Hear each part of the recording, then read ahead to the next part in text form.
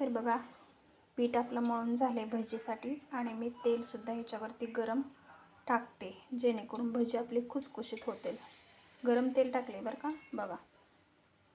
आणि ह्याला आता मिक्स करून घ्यायचं. हात घालायचा नाही, चमच्याने करून घ्या, गरम आहे.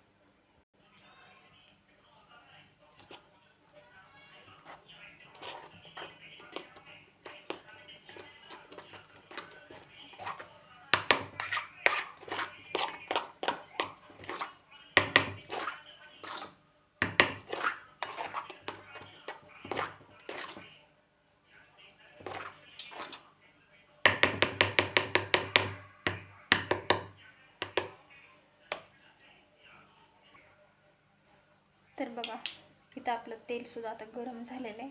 थोडा वेळ ठेवले होते पीठ मळून, मी भिजत घातलं होतं ना भजीचं जे पीठ, थोड्या वेळ ठेवले होते. आता बघू कसे होतील भजी. तेल तर गरम झाले, थोडा गॅस बारीक केला आहे मी. आता भजी सोडते.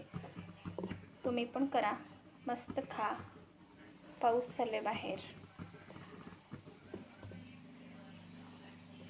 बघा, टाकते तोच किती फुललेत. हे कशामुळे सांगा बरं? हे ना, आपण वरतून जे तेल टाकले ना गरम, त्याच्यामुळे हे भजी असं टाकले नाहीत तोपर्यंत फुललेत. आणि मी किती जास्त वेळ नाही ठेवलं हिला भिजत घालून, फक्त 5 मिनिट, फक्त 5 मिनिटातच ठेवलं होतं आणि लगेच काही केलं. तरी हो का, कशी फुगलेत. पावसात जर असं गरमागरम काय केलं ना, तर वास यायला की एवढं भारी वाटतंय. आहा, लगेच खावं वाटतंय. ह्याच्यासोबत आहे शेंगाची चटणी, लिंबू, मस्तपैकी पावसाचं छान खायचं.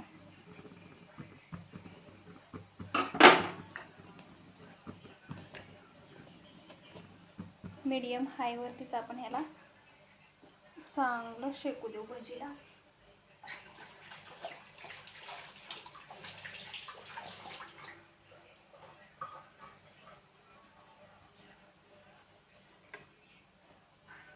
जरा कडक भाजले तर छान हे होतात. नाही तर दिसतात वरून छान, पण आतून असतं पीठ. पण तसं होत नाही, त्याच्यामुळं आपण थोड्या वेळ जास्तच हे करायचं, जास्तच भाजू द्यायचं. जरा लालसर झालं ना, नंतर हे करूया आपण, काढायचे. तुम्हाला दाखवतेच. तुम्ही केलात का नाही पावसाची भजी वगैरे काय?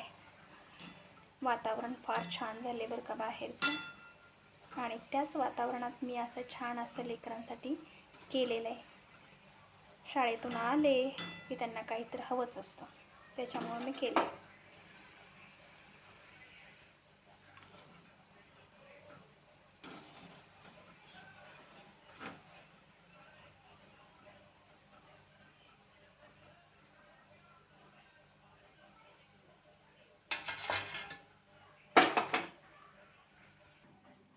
तर बघा कसे झाले आहेत भजी.